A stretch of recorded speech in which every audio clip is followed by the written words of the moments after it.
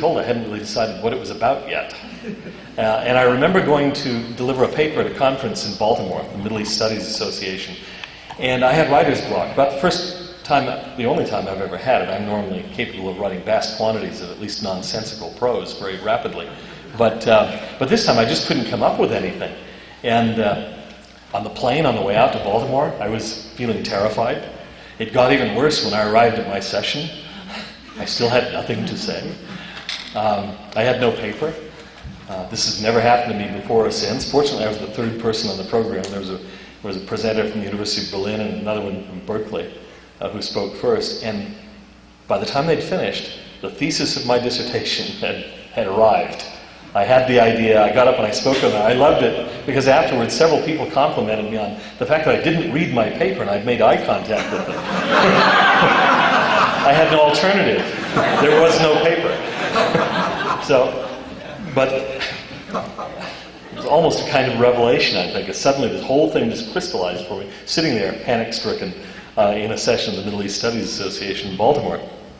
But it got me in trouble later on. I was giving a paper based on it at a meeting in Paris.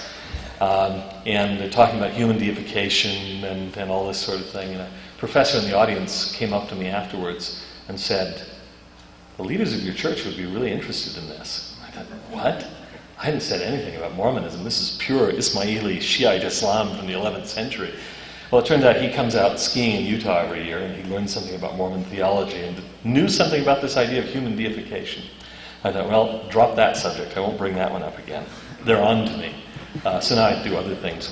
But I was hired at BYU to teach Arabic and Islamic studies, not hired as an apologist. I love to see accounts on the internet of how much money I make from apologetics. I always get a kick out of that. I'm delighted to tell my wife. But I was actually hired to do Islamic studies. And I was delighted that at BYU, I was offered immediately the chance to teach Islamic philosophy, which is not offered very often anywhere. But BYU is one of the places that at least historically has offered it. Until very recently, now that I've become a bureaucrat, I can't teach the class. Just at the time when we're producing the first textbooks, this Islamic translation series that we're doing, that would really make it a good class. It's kind of frustrating, catch-22. But BYU is supportive in other ways. It's given the opportunity, something I never would have expected, to launch the Islamic Translation Project, which is the other side of my life, the real scholarly side of my life. Some of you are aware of that. BYU has been unbelievably supportive in that.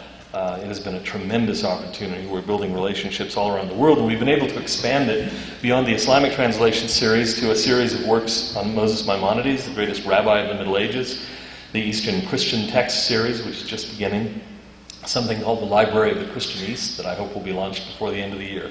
Wonderful books, no trace of Mormonism in them, but a real contribution to world scholarship, I think, on those topics. And I'm just so pleased that BYU and the church have been so supportive of that. And I have to pay tribute here to Elder Maxwell, who was an absolute pillar of support in these projects from the very beginning. A wonderful, wonderful person who will be greatly missed. One of the high points of my tenure at BYU was teaching a course for the honors program on heavenly ascensions with Bill Hamblin. It's another topic that cries out for better attention. There are stories all around the world of human ascensions into the presence of the divine. The famous story of Muhammad's Miraj, but others. And they are almost identical all around the world. They have to do with ascending up through the various heavens, sometimes being asked to give answers and various very symbolic gestures and so on to ascend through the heavens, ascending into the presence of God or the gods, who are always conceived of as anthropomorphic in these stories, except in the spiritualized mystical accounts. And often human deification at the summit of it. And it has always seemed to me to have obvious echoes of certain things that we do and believe. And my hope is to publish a collection of those ascension texts with annotations for a non-LDS audience, but I think Latter-day Saints will get the point. The other great thing for my involvement, and this is where I think it might become interesting to you for the first time, is the opportunity of having become involved with FARMS after coming to BYU. FARMS was founded, of course, as you know, many of you know, by Jack Welch in California and then brought up to BYU. Several of us had perceived the need for something like the Foundation for Ancient Research in Mormon Studies early on. I remember in Jerusalem the first time finding a copy of John Twetness's paper on King Benjamin, Feast of Tabernacles. in one of the files of the Jerusalem branch and thinking, my word, this thing ought to be circulated. What's it doing here in mimeograph form in the Jerusalem branch? Nobody will ever see it here. I'm glad to say that it's now been published. I remember talking with Bill Hamlin, whom I first met in Cairo, and talking about the need for this kind of an organization. But it was really Jack Welch who got it going.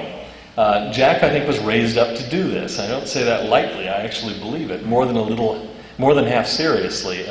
Jack is just your typical Latter-day Saint attorney with a specialty in tax-exempt foundations, who also studied Greek and Latin and ancient history at BYU and Oxford. I mean, it seems to me that if he hadn't, I mean, he was designed to create farms, and so he did. And farms is a great thing, I think. I got involved with farms very early on. I was advised strongly against it by the people who hired me, so much for the pressure I allegedly get from the church and BYU leaders to do apologetics. They all told me, don't do it, we'll punish you if you do. I once asked one of the people telling me this, I said, look, if I have free time, if I've done my Islamic studies stuff enough, can I do some apologetics work on the side? No, it'd be better if you didn't. I said, well, would you rather that I watched soap operas? That would be better. Well, I've ignored them, and so far have managed to keep my job. But I can assure you that getting into farms was not a mercenary step for me. I know that people who tend to believe this won't believe any denial of it. But if there are any of you out there, please believe this. It was not in my financial interest to do farms. I did it just because I'm an obsessive compulsive and I really wanted to do it. And I tend to do what I want to do, and so I did. But I remember once being on, I think it was Martin Tanner's radio program. Martin, I don't know if you're out there, but someone called in and said, well, you're only in it for the money. And I said, well, I'm not even getting my gas reimbursed for coming up to the radio station. And he just said, you're a liar, and slammed the phone down. So there's no reasoning with people like that. But farms, as I say, I think is a wonderful thing. People accuse us of being desperately out to defend a losing cause. That we're trying to save the church, because we think we're losing, and we're inventing desperate ad hoc rationalizations to save our bacon. Nothing could be further from the truth. The attitude of those who come together to work in farms, on the whole, there are, we certainly do try to defend against arguments, but overwhelmingly, the excitement of it all is that we're just delighted at the things we see that we think are evidences for the divine calling of Joseph Smith, or things that allow us to deepen our understanding of the Book of Mormon or other aspects of the gospel in ways that are just remarkable. It's not a desperate rearguard action. It's the excitement of seeing the gospel in a new way. Calling someone up and saying, guess what I just found? Look at this. Listen to this. I mean, does this put things in a new light or not?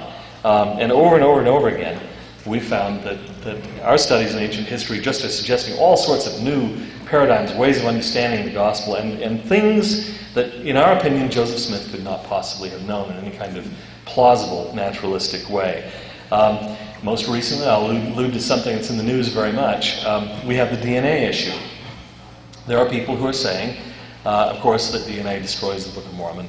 So our response has been to say, well, not if you believe in a limited geography for the Book of Mormon. Not if you believe there were other people in the Americas. That changes the equation altogether. So now the argument has shifted off into a matter not so much of science. We all agree on the science to a large extent. The Latter-day Saint microbiologists and molecular biologists and geneticists and so on who are responding on this issue are not anti-science.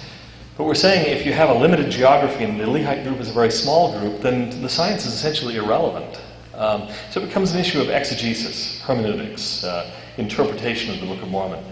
And so there are those who are now saying, well, once again you're engaging in a desperate rearguard action to redefine the Book of Mormon. This limited geography hypothesis is a desperate reaction to the challenge of DNA. That's absolute nonsense. The thing can be documented easily several decades prior to the discovery of the structure of DNA. You can argue, I think, in fact, that Joseph Smith was already moving toward a limited geography thesis probably in 1842 or thereabouts. This has been around for a long, long time. It's hardly a desperate reaction to Tom Murphy.